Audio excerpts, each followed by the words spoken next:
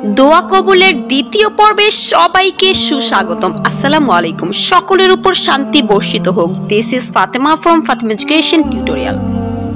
দোয়া কবুলের প্রথম পর্বটি যারা শুনেননি তারা অবশ্যই শুনে আসবেন। ভিডিওর কমেন্ট বক্সে প্রথম ভিডিওটির লিংক দেওয়া হলো। So why not, let's go for the next part towards the ending. Allahu Allahu Allahu Allah। পৃথিবীর সবচেয়ে তিক্ত বাস্তবতা কি জানেন? ভালোবাসার মানুষটা যখন অন্য কারো উপর মুগ্ধ হয়ে যায়। এর থেকেও বড় বিষয় হচ্ছে এরকম একজন ছেলে, যেই ছেলে কিনা আমার উপর দিশেহারা, পাগল, আমাকে ছাড়া কোনো কিছু বুঝতো না, সেই ছেলেটা এভাবে রং পরিবর্তন করতে পারে। এতটা কোমল হৃদয়ের একজন পুরুষ যে সময়ের সাপেক্ষে আজকে কঠোর থেকে কঠোরতর হয়ে গিয়েছে। এই কথাটা ভাবনায় আসা মাত্রই পৃথিবী উলটপালট হয়ে যায়। আমি পাগল হয়ে যাই। সেদিন যখন তার বাড়ির নিচে এসে তাকে কল দেই, সে আমার কাছে এসে আমাকে বলে, তুমি কি পাগল হয়ে গিয়েছো? কি সমস্যা তোমার? কেন বিরক্ত করছো? কেন আমাকে আমার হালে ছেড়ে দিচ্ছ না? বুঝতে পারছো না? এতটুকু বুদ্ধি জ্ঞান তোমার নেই যে আমি তোমাকে আর চাচ্ছি না, তোমাকে আর ভালোবাসি না, আমার জীবন থেকে সরে কেন যাচ্ছ না? কথাগুলো শোনা মাত্র আমার হাত পা অনড়ভাবে কাঁপছিল। কি করব বুঝতে পারছিলাম না। আমার পায়ের তল থেকে মাটি সরে গিয়েছিল। করুণভাবে তার দিকে তাকিয়ে হাত দুটো প্রসারিত করে তাকে জিজ্ঞেস করলাম, কি হয়েছে? আমাকে খুলে বলো। কোথাও কোনো সমস্যা হচ্ছে না তো? আমার উপর রাগ করলে আমি বুঝতে পারছি আমার উপর রাগ করেছো, সমস্যা নেই, আমাকে বুঝিয়ে বলো কোথায় কোন সমস্যা হচ্ছে, আমি সবকিছু সমাধান করে দেবো, আমাকে বলো। সে আমার হাত দুটো সরিয়ে আমাকে ধাক্কা দিয়ে গর্জন সহকারে বলছে, সরে কেন যাচ্ছ না?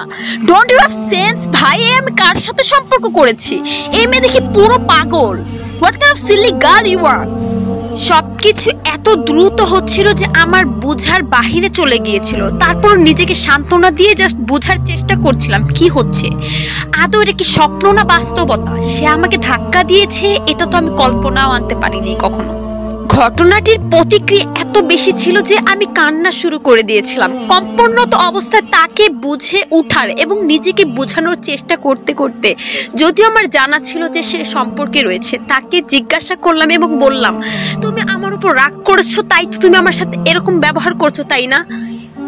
সমস্যা নেই, মিসআন্ডারস্ট্যান্ডিং হতেই পারে, আসো আমরা বসি কোথাও, তারপর একসাথে কথা বলে সমস্যার সমাধান খুঁজি।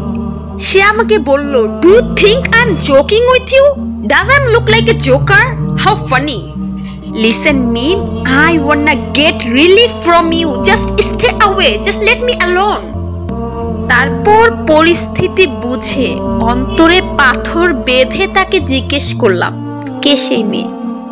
তারপর অনেক ঘুরিয়ে পেঁচিয়ে সে বলল, তার সহপাঠীর সাথে সে সম্পর্কে রয়েছে এবং তাকেই নাকি সে বিয়ে করবে। ব্যাস, এটা শুনে আর নিজেকে কন্ট্রোল করতে পারলাম না। অঝোর ধারায় কান্না শুরু করে দিলাম। পরিশেষে তার পা দুটো ধরে তাকে বললাম, ছেড়ে যেও না, অনেক ভালোবাসি তোমাকে, বাঁচতে পারবো না। স্বার্থপরের মতো চলেই গেল। আমার কাকুতি মিনতি আহাজারি কোনো কিছুই তার কাছে প্রয়োজন বোধ মনে হয়নি। সবকিছু তাচ্ছিল্য করে সে সেখান থেকে চলে গেল। ব্যাস, কোনো কিছু করার ছিল না তো, আমিও চলে এলাম। আমার ঠিক মনে আছে, জানেন আপু, সেদিন বাড়ি ফেরার পর তার ফোনের পাসওয়ার্ডগুলো, তার অ্যাকাউন্টের সব কিছু দেওয়ার চেষ্টা করেছি, তবে সে সব কিছু পরিবর্তন করে নিয়েছিল। প্রত্যেক জায়গা থেকে আমাকে ব্লক করে দিয়েছে। অন্যান্য নাম্বার দিয়েও যোগাযোগ করার চেষ্টা করেছি, তবে কোনো প্রক্রিয়াতেই কোনো কিছু হয়নি। সব প্রচেষ্টা, সব প্রক্রিয়া শেষে যখন দেখেছি আর কোনো কিছু করার নেই, তখন নিজের কাছে মনে হচ্ছিল বিশাল বড় সমুদ্রের মাঝে আমাকে কেউ ফেলে দিয়েছে। এখান থেকে টেনে তোলার সক্ষমতা বা ক্ষমতা কারোর নেই। তারপর থেকে সুদীর্ঘ 1 মাস নিজেকে বুঝিয়েছি, অঝোর ধারায় কান্না করেছি। এমন কোনো রাত্রি যায়নি যেদিন আমি কান্না করিনি। খেতে বসেও আমি কান্না করেছি। তীব্র আর্ত চিৎকার, শোনার কেউ ছিল না। অনেক কষ্ট করেছি। প্রত্যেকটা ব্যথা অন্তরে লুকায়িত ছিল, যেই ক্ষতগুলো কাউকে দেখানোরও ছিল না। এভাবেই অতিবাহিত হচ্ছিল দিন, এভাবেই কাটছিল সময়। তারপর ফোন স্ক্রল করতে করতে একদিন একটি পোস্ট সামনে আসে। সেই পোস্টটি এরকম ছিল যে, নিজের কষ্টগুলো রবের কাছে সোপর্দ করলে এক রাশ রহমত নিয়ে ফেরা যায়। হাসবুনাল্লাহু ওয়া নি'মাল ওয়াকিল, আমার জন্য আমার রবই যথেষ্ট, কষ্টের সাথেই রয়েছে স্বস্তি। ব্যাস, এই কথাগুলো আমাকে এক আকাশ পরিমাণ স্বস্তি দিয়েছিল। সময় নিয়ে ভেবে দেখলাম, আমার তো একজন রব রয়েছেন, যে রব আমাকে প্রত্যেকটা মুহূর্তে ডাকছেন আমার সময় পরিবর্তনের জন্য। আমার কাছে একটি হাতিয়ার রয়েছে, তাহাজ্জুদ নামাজ, যে নামাজে নাকি কোনো তীর ছুঁড়লে সেই তীর কখনোই লক্ষ্যভ্রষ্ট হয় না। তাহলে কেন আমি এখানে হতাশাগ্রস্ত হয়ে বসে রয়েছি? আমি আজ থেকে 5 ওয়াক্ত নামাজ পড়বো, আমার রবের কাছে আমার ভালোবাসার মানুষটিকে চাইবো। নিঃসন্দেহে আমার রব আমার খালি দুটি হাত কখনোই ফিরিয়ে দেবেন না। নিঃসন্দেহে আমি এমন এক রবের উপর বিশ্বাসী, যে রব এক মুহূর্তের মধ্যে আমার অবস্থার পরিবর্তন করে দিতে পারবেন। তারপর থেকে 5 ওয়াক্ত নামাজ পড়া শুরু করে দিলাম। তার মধ্যে অনেক অনেক আমল করেছি, এমন কিছু আমল করেছি, সাপ্তাহিক আমল করেছি, অনেক কিছু করেছি। প্রতিদিন তাহাজ্জুদ নামাজ পড়তাম। জানেন আপু, এই সময়গুলো আমার কাছে মোটেও সহজসাধ্য ছিল না। এমনও দিন গিয়েছে আমি চিৎকার করে ঘুম থেকে উঠে গিয়েছি, তার সেই মায়াবী চেহারাটা আমার মনে পড়ে গিয়েছে।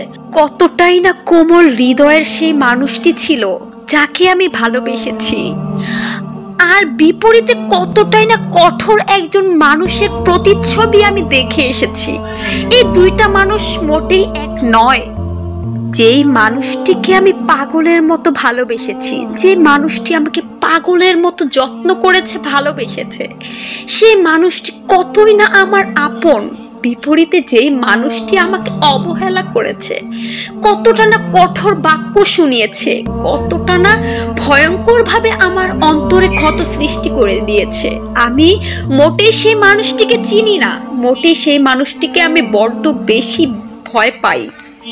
বিশ্বাস করবেন আপু, প্রত্যেকটা মুহূর্তে উঠতে বসতে খেতে নামাজও যখন পড়তাম, তখন সেই মায়াবী নিকৃষ্ট খুনির চেহারা আমার সামনে আভাসিত হয়ে যেত, যে কিনা আমার এক নিষ্পাপ হৃদয়ের খুন করেছে, যেই খুনের রক্তক্ষরণ এখনো হচ্ছে আমার হৃদয় দিয়ে।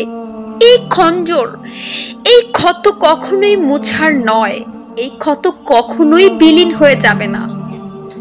এই ক্ষত নিয়ে প্রতি রাতে নীরবে নিস্তব্ধে চুপিসারে জায়নামাজ বিছিয়ে আমার রবের কাছে আমার রক্তক্ষরণের কথা বলতাম। রবের কাছে বলতাম, হে রব, আপনি আমার এই ক্ষতের শেফা দিন, আমার অন্তরের এই ক্ষতে আপনার রহমতের প্রলেপ লাগিয়ে দিন। হে আমার রব, আপনি না পরম করুণাময়, অসীম দয়ালু। তারপর হঠাৎ একদিন ফেক একটি অ্যাকাউন্ট দিয়ে তার আইডিতে প্রবেশ করে দেখি সেখানে রিলেশন স্ট্যাটাস দেওয়া, in a relationship with Muntaha. Trust me, that was the real terror.